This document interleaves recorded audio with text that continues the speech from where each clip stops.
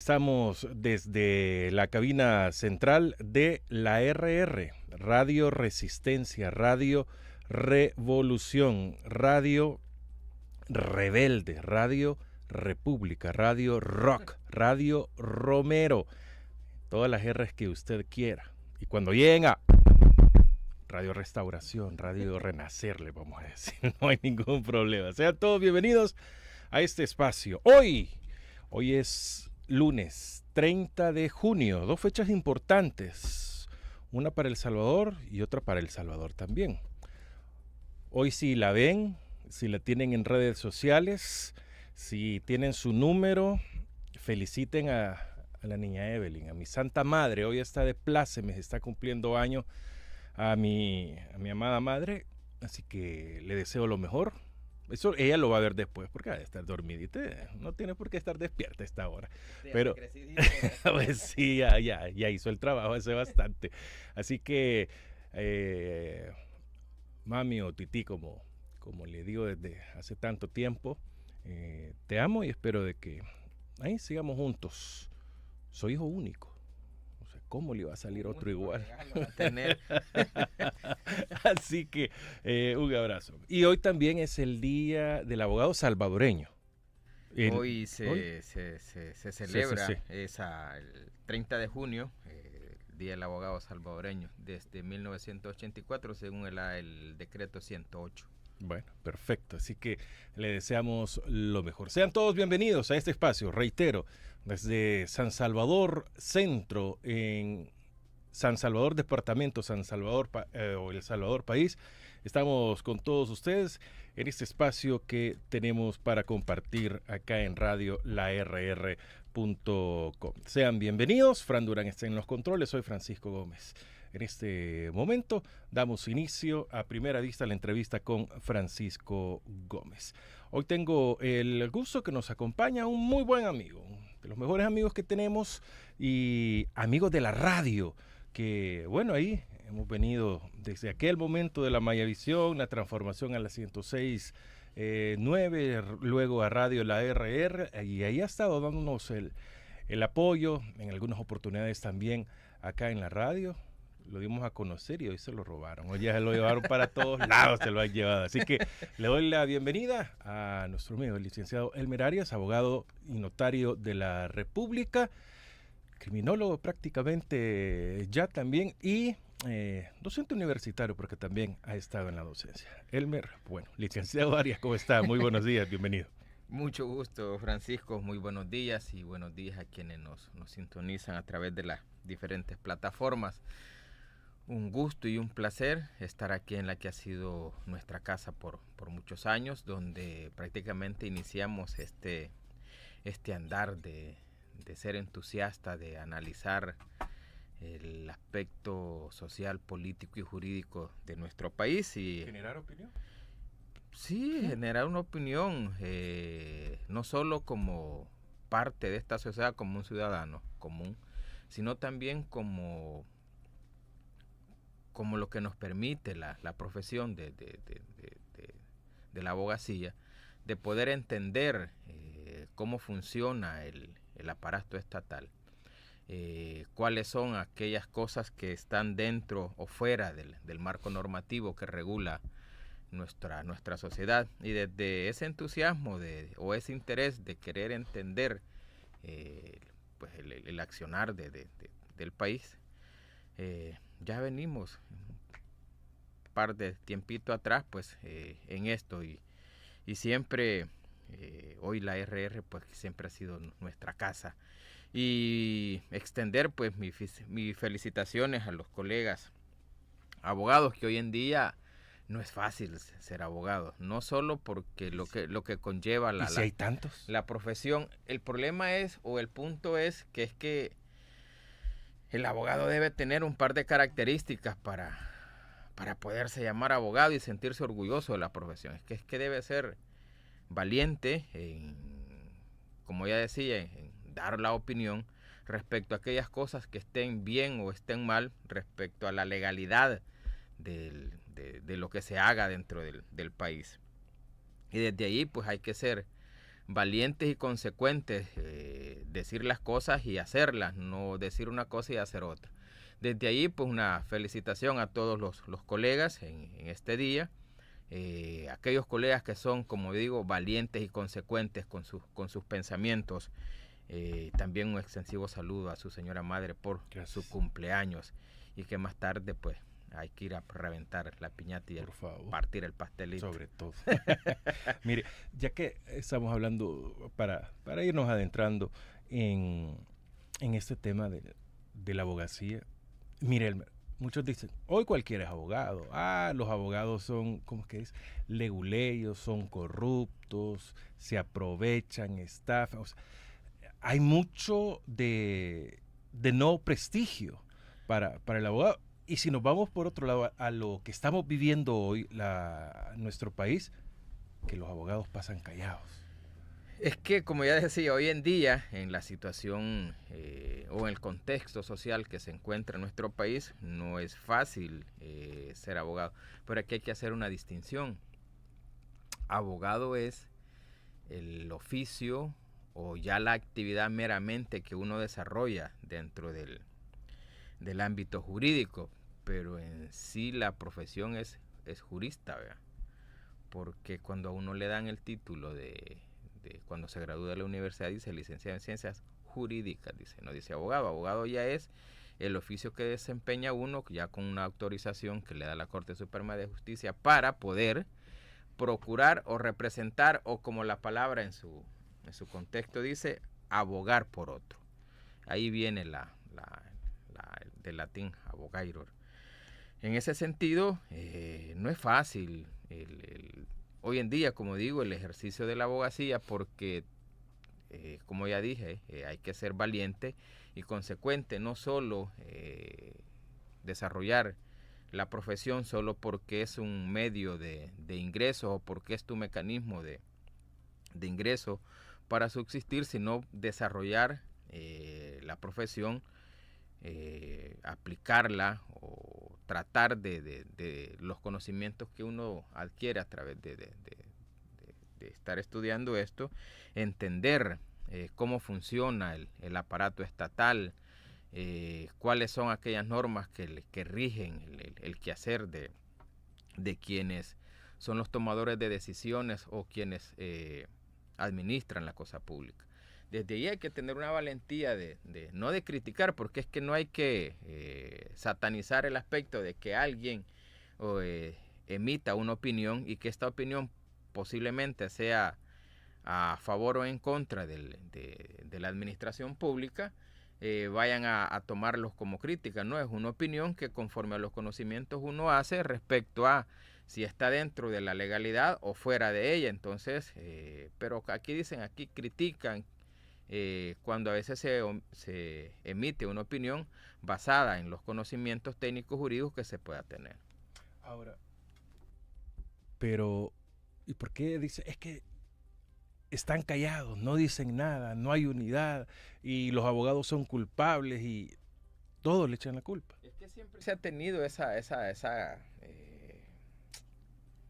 como no ser muy solidarios. El gremio en sí nunca ha sido o ha tenido esa característica de solidaridad dentro de la comunidad jurídica. Cada quien, si lo vamos al vocablo popular, cada quien reza por su santo y cada quien libra sus batallas. No obstante, no debería ser así, ¿verdad?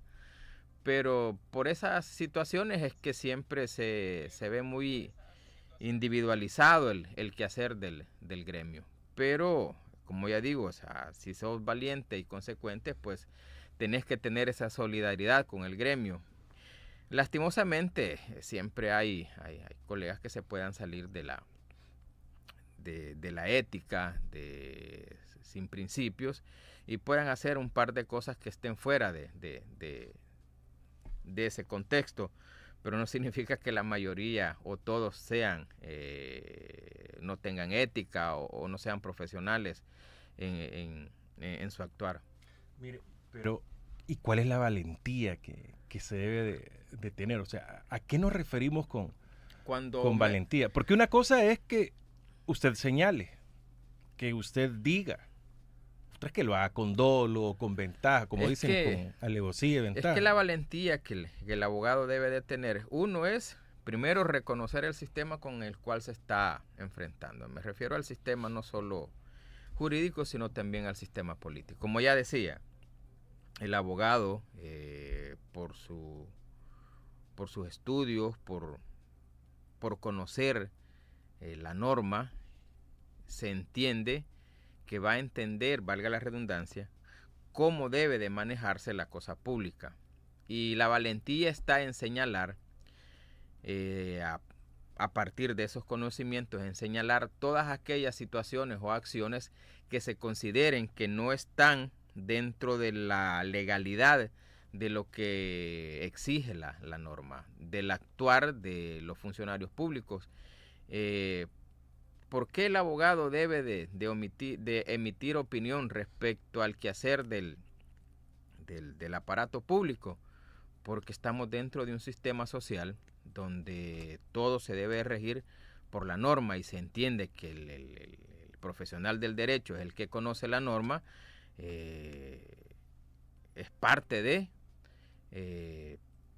dar a conocer, no criticar, sino dar una opinión respecto a aquellas actuaciones que estén fuera de la legalidad o que no estén dentro de lo que la ley le permite a un funcionario público. Desde ahí es la valentía del que es profesional del derecho, pues hacer los señalamientos y emitir sus opiniones respecto a la legalidad de las cosas. No es que el abogado está para criticar, no, está para decir, dentro de sus conocimientos, entender las actuaciones que hacen los funcionarios si estas están enmarcadas dentro del principio de la legalidad. Bueno, 7:14, está con nosotros el abogado Elmer Arias. Hoy, en el Día del Abogado Salvadoreño, tenemos a uno de los buenos, de los que sí velan por nuestro país y, por supuesto, muy amigo de la RR. ¿Cómo funciona? Se escucha mucho y ya varios me han dicho, es que ustedes a veces hablan con un tecnicismo y que no comprendemos cuando dicen que debe funcionar la institucionalidad en el país para que las cosas mejoren. Pero, ¿qué significa la institucionalidad para que esto mejore, Elmer? Ok, ¿qué significa la institucionalidad? Lo vamos a llevar un poco al ámbito común para que la gente que nos escucha y nos ve entiendan cuando los aspectos se refiere a la institucionalidad. Entendemos que el aparato estatal para su funcionamiento y para acercarle los servicios a la ciudadanía, tiene que funcionar a través de una estructura, y la estructura es a través de las instituciones establecidas en nuestro país. Entendemos que el Estado es un ente jurídico, pero ese ente jurídico, su forma material, es a través de las instituciones a través del cual funciona. ¿Cuáles instituciones? Entendamos que hay tres órganos del Estado. Tres órganos del Estado, que es el Ejecutivo, el Judicial y el Legislativo. El Ejecutivo, formado por todas aquellas instituciones de servicio dentro de todos los ministerios. El Ministerio de Salud, el Ministerio de Educación, el Ministerio de Vivienda. Todas esas son las instituciones. Instituciones que prestan diversos servicios a la ciudadanía. Si nos vamos a los que más se necesitan y la población recurre a ellos, el Ministerio de Salud. Si el Ministerio de Salud, dentro de su estructura, llamémosles las clínicas, los hospitales, si dentro de estas estructuras, las instituciones no prestan ese servicio necesario y de calidad para la población, no hay medicinas, Si vas a una consulta, la consulta te la dejan para 2, 3 meses. No se le acercan los servicios a la ciudadanía. Estamos dentro de una institución que no funciona, para lo cual ha sido creada, para prestar el servicio y cubrir las necesidades de la población. Entonces ahí estamos dentro de una institución que no funciona y por lo tanto una institución que no le satisface las necesidades a esa población. Esa es la institucionalidad como la podemos entender, y cuando está en esta falencia, pues entonces decimos, es que no está funcionando la institucionalidad en el país. Y ese es el aspecto por hablar de un ministerio. Pero si ya nos vamos, que generalmente es a donde se enfoca, y es que nos vamos al ámbito, digamos, legislativo, si queremos mencionar otra institución, cuando la asamblea, que es el ente encargado de crear, reformar o derogar la ley, la diversidad de normas jurídicas que hay en el país, cuando esta institución no regula o no crea las normas necesarias conforme a las necesidades sociales que se van teniendo, y las que se crean posiblemente no sean para el beneficio de la mayoría, entonces ahí uno dice, bueno, los diputados que están haciendo no están legislando y por lo tanto no está funcionando, o la situación de la institución o la institucionalidad en el país, que debe de entenderse que es para el beneficio del bien común de las mayorías de este país, no están siendo enfocadas en ese sentido. Entonces ya se empieza a decir, bueno, la institución en este país no funciona. Esto respecto al órgano legislativo. Pero últimamente lo que más se ha estado mencionando, o de lo que más se habla, es de la institucionalidad y del sistema judicial en el país, por lo que ya todos sabemos que ya vamos para 3 años, si no me equivoco, de estar en el país con las garantías constitucionales suspendidas en el país por la aplicación de una medida de control social, que es la implementación de un régimen de excepción, que el régimen de excepción es la suspensión de ciertas garantías constitucionales, según lo establece a partir del artículo 29, 30 y 31 de nuestra Constitución. Entonces, cuando estas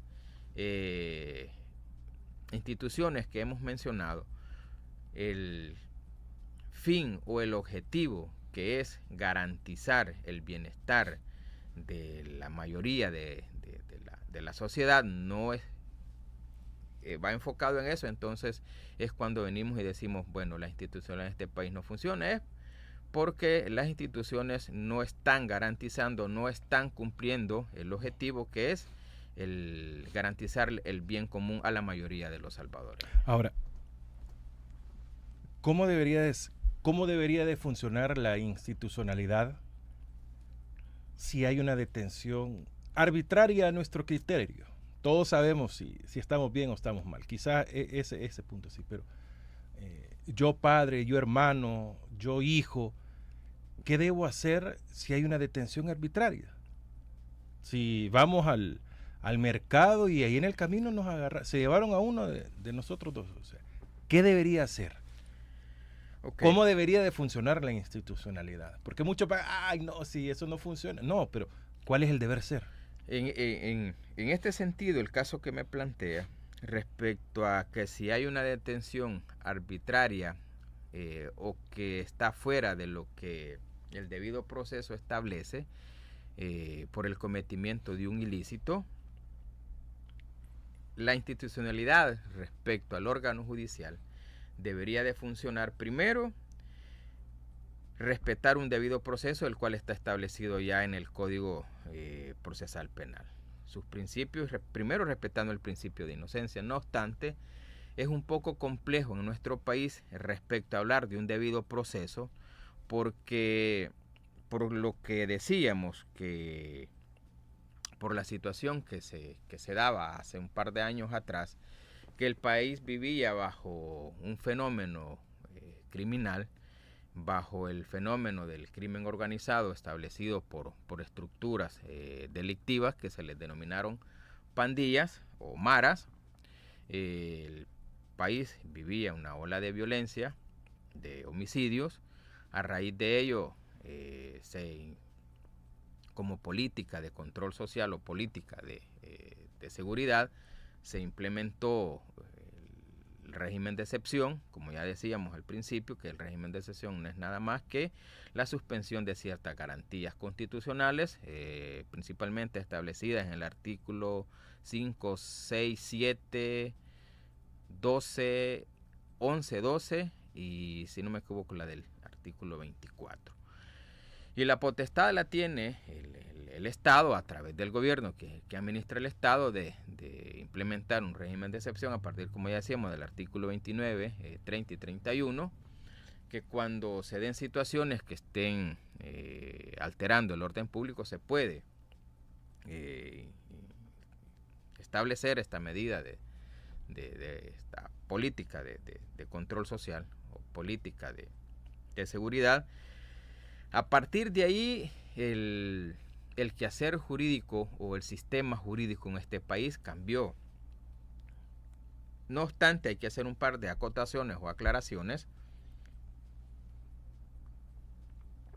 Que el régimen de excepción se iba a aplicar a todas aquellas personas que tuviesen señalamientos o vínculos con estas estructuras del crimen organizado denominadas pandillas.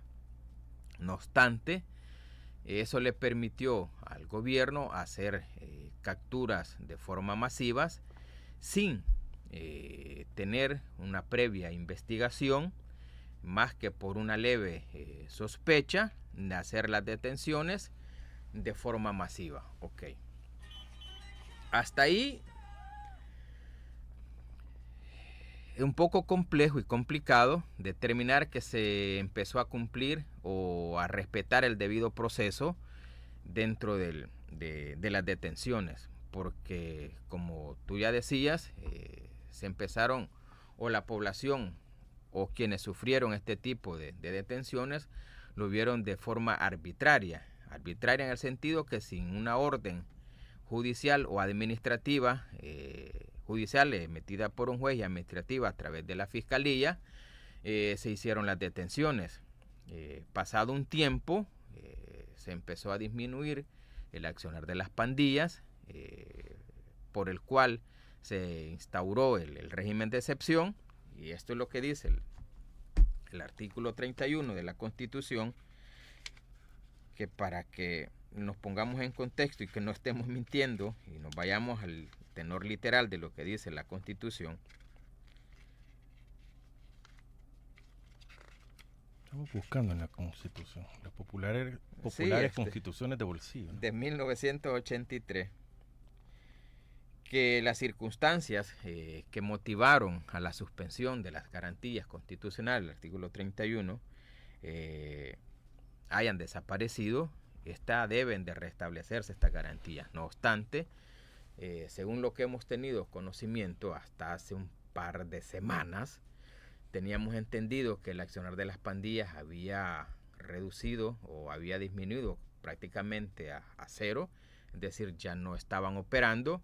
Se entendía que por lo cual se estableció el régimen de excepción ya había desaparecido, ya era momento de restablecer esas garantías constitucionales y dejar sin efecto la aplicación de esta política de seguridad. No obstante, no ha sido así y se siguen dando situaciones de detenciones, ya no solo para lo que en su momento fue aplicado, el régimen de excepción, que iba a ser exclusivamente para personas que tuviesen señalamientos de vínculos con las pandillas. No obstante, a través de resoluciones emitidas por las cámaras de lo penal y también por la sala de lo penal, es que ya no solo se les aplica a las personas que son señaladas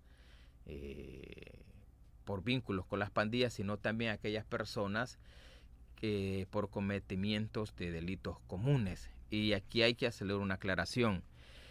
Una de las principales características que tuvo o que se aplicó para las detenciones es que la Constitución establece en el artículo 13 que respecto a al plazo de la detención administrativa, que la Constitución en el artículo 13 establece que serán 72 horas que la policía te podrá tener detenido y a partir de esas 72 horas ponerte a la orden de la fiscalía, y la fiscalía va a tener otras 72 horas para ponerte a la orden del juez que corresponde.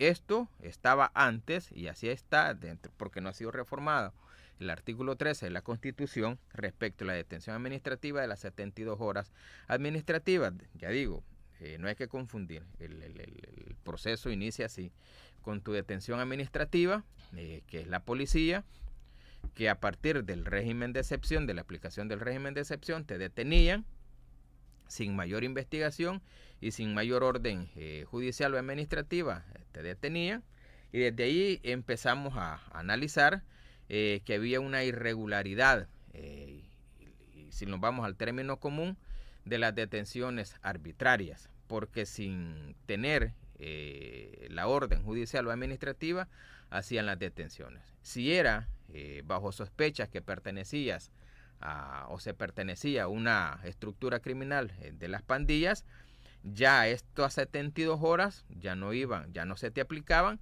sino que el término de esas 72 horas bajo el régimen de excepción fueron ampliadas a 15 días.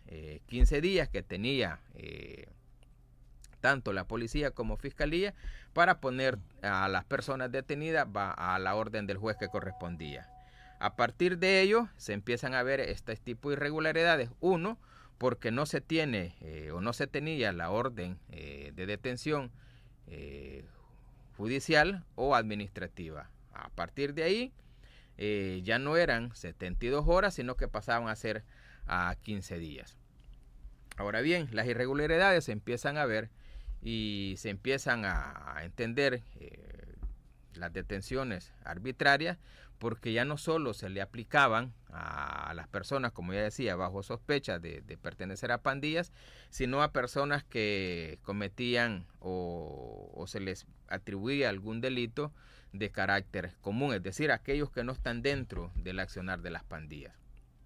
Desde ahí empieza dentro del círculo o dentro de la población a decir que son detenciones arbitrarias. Y como ya decía, el aspecto de ser arbitraria es que no se tenían órdenes de captura, ya sea judicial o administrativa, pasaba de 72 horas a 15 días y se les estaba aplicando o se les aplica a personas que no pertenecen a pandillas, sino que por delitos comunes. Y ya decía, en este sentido, que esto viene a cambiar porque las cámaras de lo penal o la sala de lo penal ha emitido resoluciones que en ciertos delitos de carácter común se les apliquen los 15 días de detención administrativa.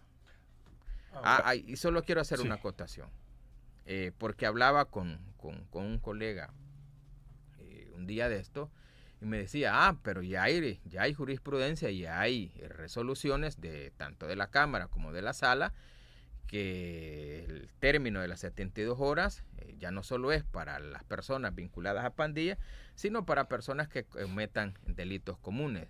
Y yo le decía, si bien es cierto, ya hay resoluciones de la Cámara o de lo penal y de la Sala, esto no significa que estas resoluciones puedan estar correctas, porque si a base de resoluciones emitidas por estos entes del órgano judicial, no podemos estar avalando una situación que jurídicamente no es correcta, porque si las 72 horas de la detención administrativa ya no va a ser tanto para delitos comunes 72 horas, sino que lo van a ampliar aplicando el régimen de excepción del término ampliado de 15 días, entonces no lo hagan a través de resoluciones modifiquen lo que dice el artículo 13 de la Constitución.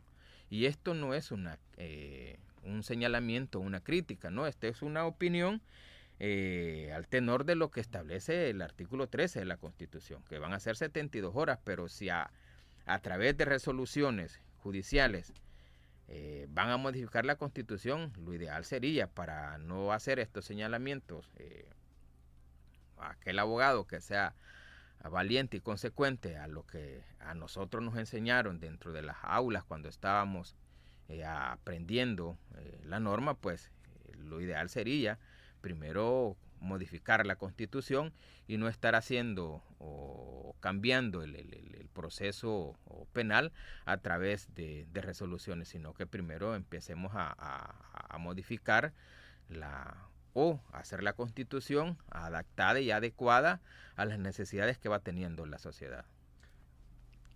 Aunque ya lo haya explicado, pero quisiera con esta pregunta para que lo comprendiera la población. ¿Por qué decimos, por ejemplo, en un accidente de tránsito y hubo una persona fallecida y no se fue la persona el motorista? El caso de Enrique Anaya, digamos, no son delitos de pandillas, se presume, pero dice, pero le aplicaron el régimen. Eso solo es en tiempo, se le puede aplicar a cualquiera, aunque el régimen de excepción habla, creo que bien específico de las pandillas sobre todo. Es que a un principio, como ya decíamos, veamos el origen de la aplicación de la suspensión de las garantías constitucionales, estableciendo o aplicando una medida de seguridad que le permitió al gobierno pues disminuir el accionar de las pandillas, que hasta ahí estamos bien. Que fue y se les iba a aplicar, ya decíamos, las 72 horas administrativas ya no iban a ser 72 horas, sino que se le amplió el término para que Fiscalía tuviese, se considera el tiempo necesario para su investigación y poder presentar la solicitud de una audiencia de imposición de medidas a los juzgados especializados que iban a ver estos casos, que sean simple hecho de pertenecer a una estructura criminal denominada pandilla y es delito. Y a estas personas se les iba a aplicar ya no las 72 horas, sino el término ampliado de los 15 días. También se estableció que el régimen de excepción se les iba a aplicar a aquellas personas que cometiesen o que se les estuviese vinculando el cometimiento de delitos dentro del accionar de las pandillas y que los delitos comunes iban a estar afuera. Ahora bien, hasta donde tengo entendido, según lo que se ha sabido, porque no soy parte del proceso del doctor Anaya, y a través de los medios de comunicación uno se informa. Sí. Y lo que los medios de comunicación es que hasta donde se conoce el delito que se le atribuye es por lavado de dinero, si no me equivoco. Habría que ver si dentro del requerimiento fiscal ese lavado de dinero está vinculado a alguna estructura de crimen organizado. Habría que ver qué tipo de estructura y que por ese motivo... En cualquier caso, bueno, en muchos casos hemos escuchado eso. No, si le aplicaron el régimen en el tiempo. Sí, a eso voy. Como ya decía, a través de resoluciones se ha venido estableciendo que se va o se aplica el término de las 72 horas, ya no el término de las 72 horas, sino el término de los 15 días ampliados, que se les aplica a las personas vinculadas a pandillas, y se entiende que las pandillas es parte de estructuras criminales que se les denomina crimen organizado. Okay. A partir de ahí, a las personas que nosotros conocemos que se les pueda atribuir un delito común, como podría ser en este caso el lavado de dinero o el enriquecimiento ilícito, habría que ver si esa actividad delictiva la ha hecho de forma individual o la ha hecho a través de alguna organización o alguna estructura que se le pueda determinar como crimen organizado, no necesariamente pandillas. Por eso digo, como se desconoce, yo no soy parte del proceso del doctor Anaya, pero buscando la lógica, si se le está aplicando en ese sentido o se le aplicó el régimen de los 15 días de la detención ampliada, habría que ver si dentro del requerimiento fiscal se establece que el delito o la acción delictiva que se le está atribuyendo la ha hecho de forma individual o la ha hecho a través de alguna estructura que se le pueda denominar crimen organizado. Si es así, Fiscalía ha justificado, pueda justificar el por qué se le aplicaron los 15 días. Pero como digo, desconocemos porque tiene reserva también el proceso, no se conoce si la atribución del ilícito se le está haciendo de forma individual, o que lo haya hecho de forma individual, o perteneciendo a alguna estructura delictiva. Si es así, por eso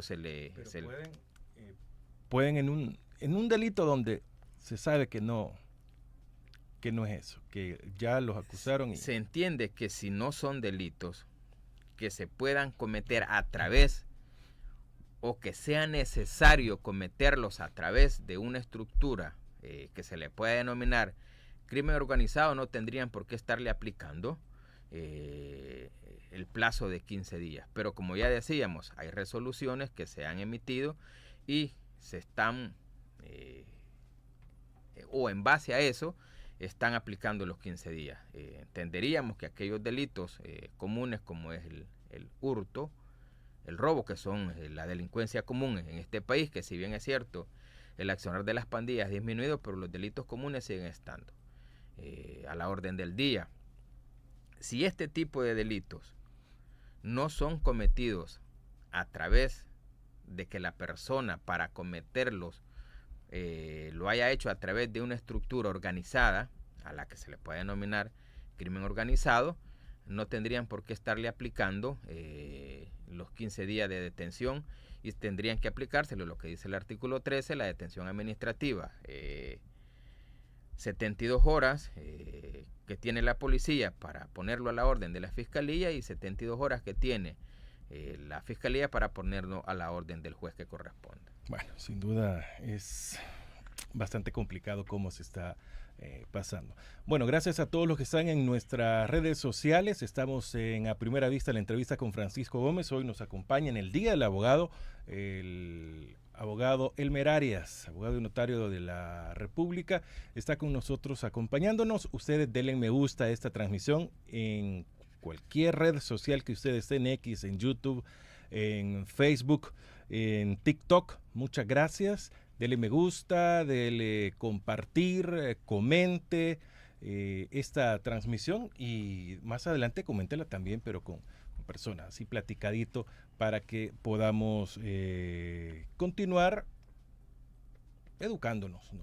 Sobre todo teniendo un criterio mucho más grande de lo que está sucediendo en nuestro país. Licenciado Arias, ¿sigue siendo cierto de que de nada sirve tener abogado si lo agarran por régimen de excepción? Ok. Como este proceso el proceso penal aplicado a las personas detenidas bajo esta política de seguridad, que yo le llamo política de control social, estas personas, como todo ciudadano, tiene derecho a ser representado y tener una defensa técnica. Como los plazos del proceso común penal son distintos y fue ampliado específicamente para estas personas detenidas bajo la comisión o que se le atribuye o se le imputa o se presume que pertenecen a pandillas, es complicado porque los familiares específicamente cuando buscan la asesoría o buscan la representación para su familiar de un abogado. El abogado, como ya digo, que es valiente, es consecuente, aparte de eso es probo, es correcto y honesto. Uno le explica a los familiares que, si bien es cierto, usted le pueda poner un abogado particular al cual tiene derecho, no significa que inmediatamente, por haberle asignado un abogado particular, la persona va a salir. ¿Cómo funciona esto? Al principio, cuando se dieron las detenciones masivas, los familiares desconocían a qué Bartolina se lo llevaron, dónde estaba detenido, a qué juzgado iba a ser asignado el proceso. En todo ese ínterin de los 15 días, el Estado, garante de los principios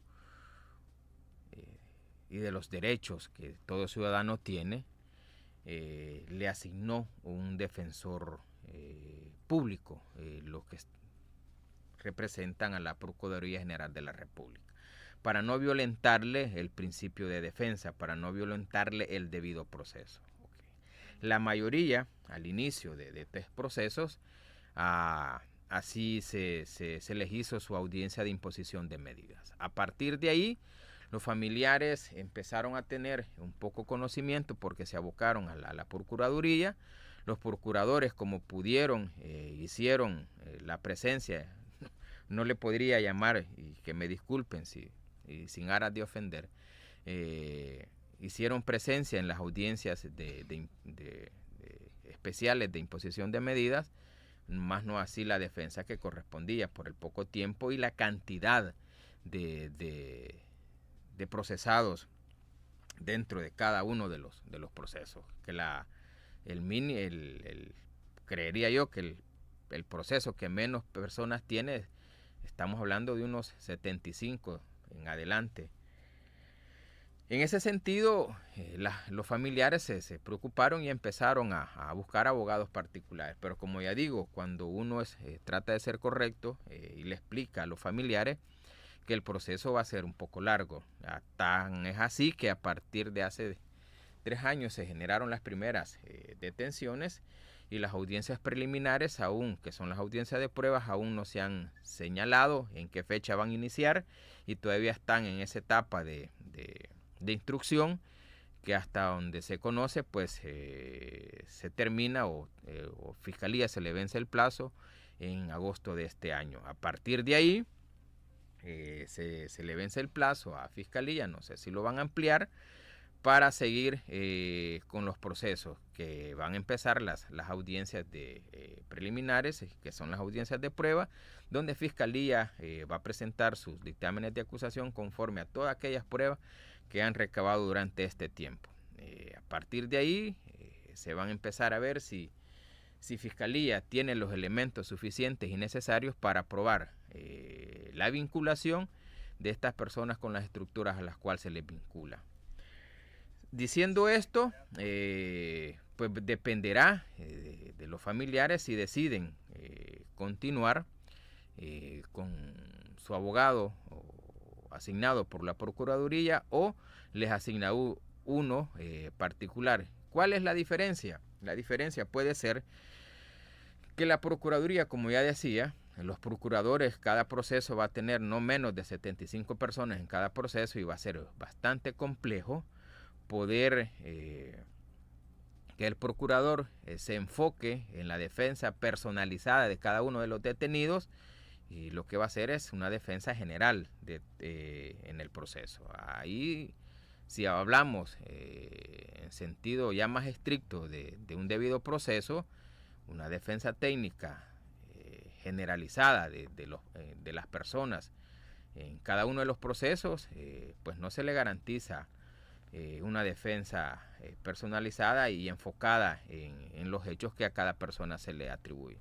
Esa va a ser la diferencia con un particular, que el particular, por no tener, estoy hablando de aquellos abogados particulares que no tengan la cantidad de personas defendidas bajo esta política del régimen de excepción, pueda enfocarse o individualizar un poco más sus defensas. Esa es la diferencia que puede haber entre el abogado o el defensor público y el abogado particular, que uno, por la generalidad de los procesos, no va a poder enfocarse o individualizar su defensa de cada uno de los procesados, y el abogado particular, como ya decía, si no tiene la gran cantidad de imputados dentro de su proceso, va a poder enfocarse más e individualizar más su defensa técnica. Desde ahí es un poco complicado para los defensores públicos, pero dependerá de los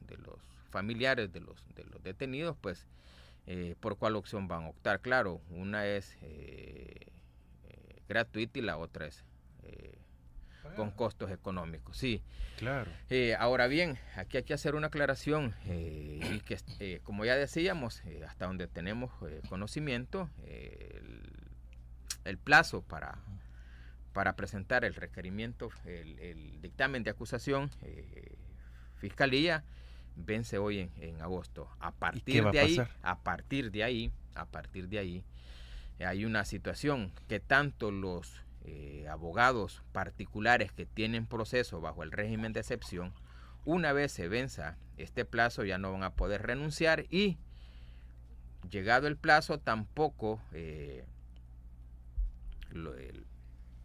los familiares van a poder sustituir al abogado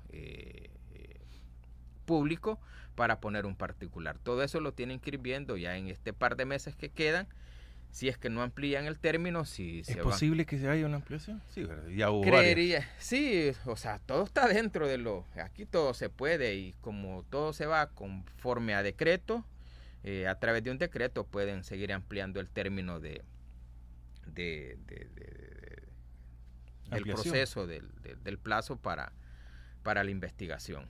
Entonces, si no hay una prórroga, digamos, ¿qué debería pasar? Si no hay una prórroga y el plazo en agosto, creo que es hasta el 25 de agosto, si no mal me equivoco, pero pongámosle que el plazo se vence en agosto y no hay una prórroga de ampliación del plazo de investigación, Fiscalía va a empezar a presentar sus dictámenes de acusación.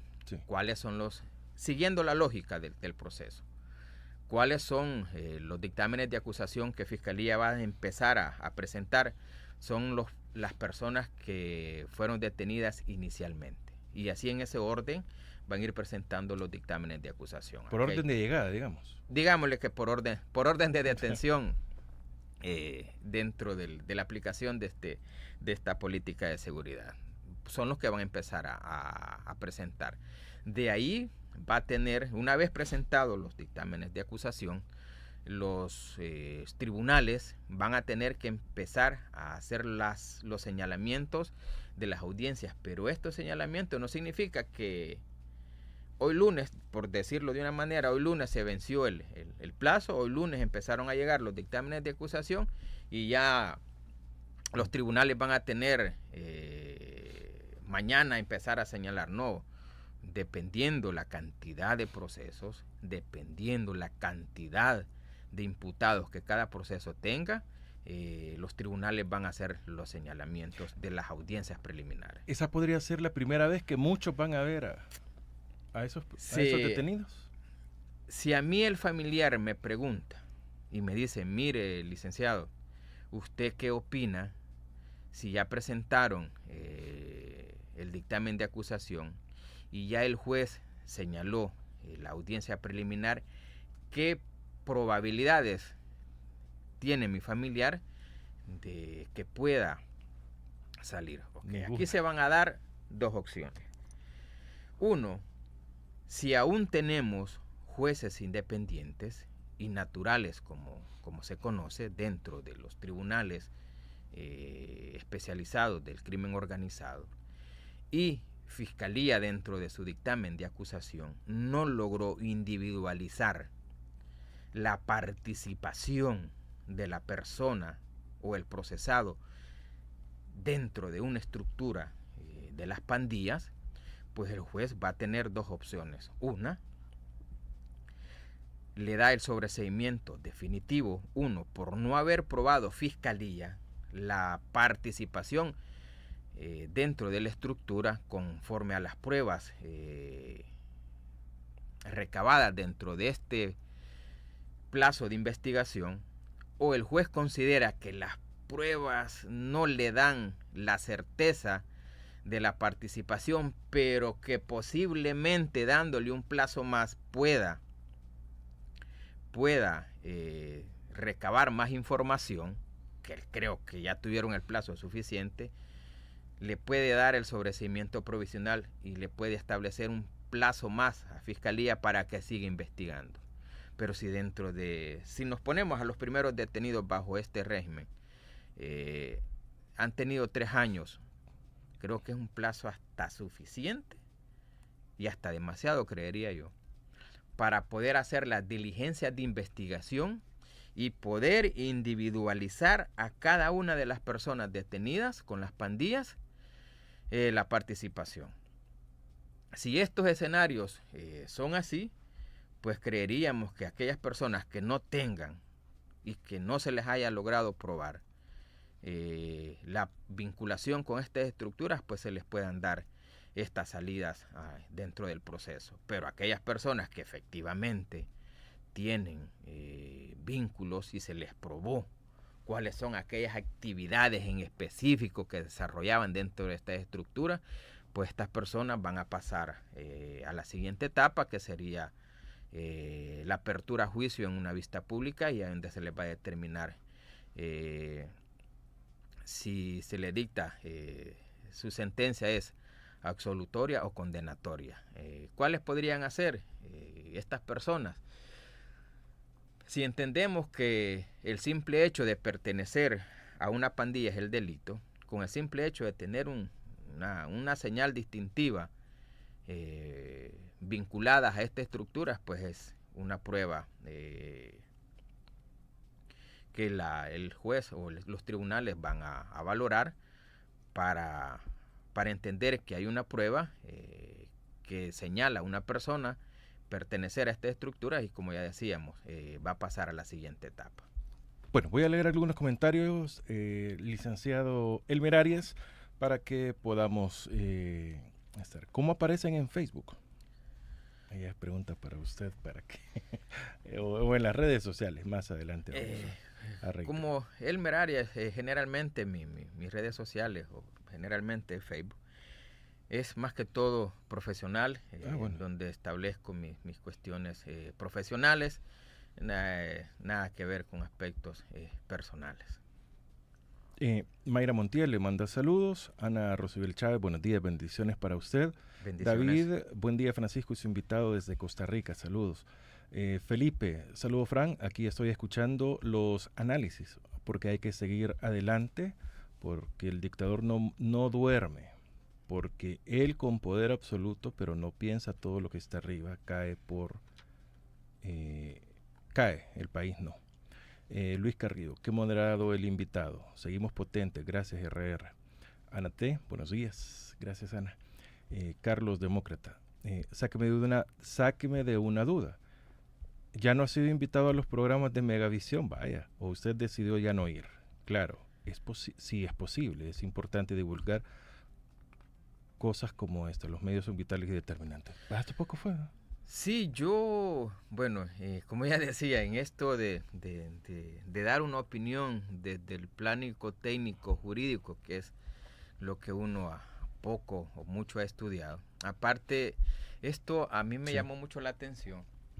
¿El qué? Cuando se dio esta de la situación del régimen de excepción, más que todo por analizar la situación de nuestro país, que desde muy joven yo lo he venido haciendo, porque siempre me ha gustado y he querido saber cómo funciona el Estado a través de el gobierno, que como yo digo es quien administra el Estado. A partir de ahí, cuando se da este fenómeno, o queriendo entender este fenómeno de la criminalidad en nuestro país, no solo en las pandillas, sino el aspecto violento de la sociedad, decidí estudiar criminología, lo cual me ha logrado, Le da otro panorama, ¿no? o he logrado entender y ver desde un crisol un poco más amplio el por qué esta sociedad tiene este tipo de fenómenos, por qué nuestra sociedad es así. Y estudiando criminología, pues he logrado entender que nuestra sociedad tiene problemas estructurales de mucha data y que poco se le ha puesto atención por quienes han estado administrando la cosa pública en querer resolver estos problemas estructurales, y lo que nos lleva a tener situaciones coyunturales, es decir, situaciones complejas actuales que nos lleva a analizar y desde ahí poder dar una opinión respecto a si un medio de comunicación me invita y considera que mi opinión puede ser o pueda tener un valor para interpretar la realidad de nuestro país, pues yo con gusto voy y doy mi opinión desde la perspectiva de los pocos o muchos conocimientos que uno va teniendo, no solo por su preparación académica, sino también porque uno de una u otra manera ha vivido en carne propia las situaciones que en nuestro país se da. Lo digo esto porque a veces dentro de las opiniones que la población emite, posiblemente con unos estén de acuerdo, otros no, porque a veces desconocen la realidad de cada quien, y uno a veces su opinión no solo la da desde el aspecto del conocimiento técnico que pueda tener, que pueda ser mucho o poco, sino también porque uno parte de esta sociedad y ha vivido en carne propia las situaciones que se han dado. Desde pequeño también viví el aspecto y sufrí en carne propia el conflicto armado, así también el accionar de las pandillas. Me asaltaban a cada rato en los buses. Todos mis estudios generalmente los hice de noche, peligroso en las colonias donde crecí después de desmovilizarse o terminar el conflicto armado, y vivieron y se desmovilizaron tanto las personas de la exguerrilla como de la Fuerza Armada. Quienes crecimos en el campo nos venimos a la ciudad a reencontrarnos con nuestros familiares, y desde ahí uno ha venido queriendo entender cómo funciona el país. Y como digo, las opiniones que uno emite no son críticas, son opiniones uno partiendo de los conocimientos técnicos que uno pueda tener por lo que haya estudiado y porque uno conoce y ha vivido en carne propia la realidad de este país. ¿Lo han o no lo han invitado? Sí, me invitan, sí, y gracias le doy a Dios por permitirme que hay gente que le abre espacios a uno y hasta donde Dios le permita a uno, agradecido. Y como digo, voy a donde me inviten y consideran que mi opinión pueda servir para entender la realidad de nuestro país. Ana T. Bukele no quiere erradicar las pandillas. Es la única manera de justificar el régimen. Sedhu, buenos días, les de Dios. No nos olvidemos que muchos directores de escuelas son orejas del dictador, y por allí dicen que están fabricando listas de muchachos sospechosos. Ana T. nos manda un thank you. Muchas gracias, Ana. Es fundamental el apoyo, la ayuda que usted nos da para seguir en estos momentos que sí, estos son los más difíciles de los difíciles que ha pasado, o he pasado acá, ¿no? Pero ahí le estamos haciendo fuerza. Abogado, ¿qué puede pasar en agosto? ¿Saldrán libres los inocentes o posiblemente alarguen el tiempo de investigación? Ya lo sí, comentamos. son las premisas o los supuestos que se pueden dar. Uno, que amplíen el plazo. Dos, que presenten los dictámenes de acusación, analicen los tribunales el tiempo que consideren para programar las audiencias, y en las audiencias pues analizar todo el legajo probatorio que Fiscalía haya logrado reunir durante este plazo de investigación. Los tribunales van a determinar si son contundentes las pruebas para decir si pasan a la siguiente etapa o las opciones que decíamos, que le puedan dar un sobreseimiento definitivo o un provisional. Para ser buen aspirante a ser falsamente acusado, solo se necesita que los cuilios lo conozcan a uno y si saben que uno tiene para pagarle un paquete de comida a Osiris Luna. No sé. Los abogados públicos tienen miedo. Se necesita que los cuilios lo conozcan a uno, perdón. Bueno. La mayoría de detenidos por el régimen, dice Alfonso Resino, serán condenados. Significa mucho dinero. Además son mano de obra de esclavos. Retransmite El Salvador, patria querida, muchas gracias. Más de 6 millones piden el régimen, parásitos. Buenos días, saludos, nos dice Enrique Mejía, gracias. René Holanda, en estos momentos el Estado de Derecho no existe en el país, debido a que el gobierno ha impuesto estado de excepción, con el cual se encubre la dictadura. Esto se hace para detener el estallido social, que tarde o temprano va a estallar la bomba social en nuestro país. Hola, buenos días. Una persona que es prestadores puede ser libre, o que son presentados, no sé. Allí, no, es que, ¿qué va a pasar si se dan las primeras audiencias? Ay, no se sabe. Pero son masivas todas, ¿no? Sí, son audiencias. ¿Y qué es masivo? ¿Un número? ¿10? Lo masivo es que cada proceso, como ya decíamos, creería que no hay proceso menor de 75 personas en cada uno. De ahí, ¿y cómo caben? de 100, no lo llevan, ¿verdad? No, se entiende que serán vía digital. Creeríamos. Cuando es vía digital, el único que no está es el imputado. El imputado, sí. Pero habría que ver cómo se va a hacer, porque hasta ahorita no desconocemos, porque no han dado directrices los tribunales de cómo van a realizarse las audiencias. Como ya decíamos, siguiendo la lógica, van a tener que adecuar espacios para los diferentes procesos y que los imputados puedan estar presentes a través digitalmente, a través de la plataforma, creería que es el Zoom, que es el más común, pero como decimos, como digo, no se conoce aún porque los tribunales no han dicho cómo se van a realizar las audiencias, pero se entiende que como son procesos bastante grandes en el aspecto de imputados, pues no se pueden hacer de forma presencial. Bueno, perfecto. Licenciado Arias, muchas gracias por habernos acompañado. Feliz día y bueno, esperamos tenerlo próximamente compartiendo acá con la RR. Gracias, licenciado Arias. El agradecido soy yo.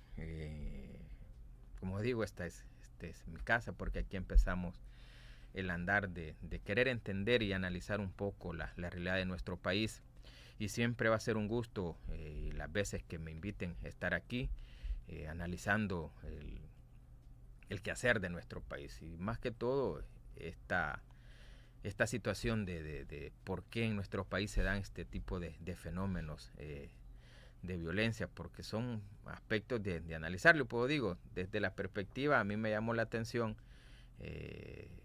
de querer conocer el aspecto social, y me puse a estudiar la criminología, y desde ahí pues tener un poquito más de conocimiento y que me dé la oportunidad de entender, y no solo entender, sino también ver cuáles son aquellas herramientas que puedan permitir darle solución a los problemas estructurales de nuestro país. Y como siempre es un gusto y agradecido con Dios por tenerme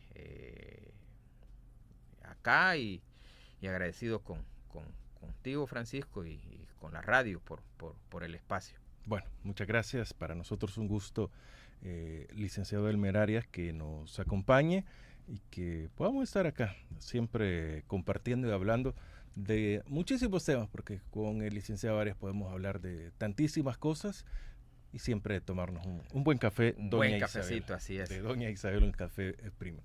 Gracias a todos por habernos acompañado. Esta entrevista se repite en streaming, o sea, en radiolarr.com, 24 horas para ustedes, a las 7 por la noche. Acá la repetimos, y el fin de semana en audio y video, que la tenemos también para compartir en YouTube con todos ustedes. Siga comentando, dele me gusta, comparta esta entrevista para que podamos tener más criterios para poder conversar y conocer un poco más de nuestros derechos. Soy Francisco Gómez, les agradezco a todos habernos acompañado. Viene La Máquina del Tiempo. Continúe con radiolarr.com, siempre tu radio.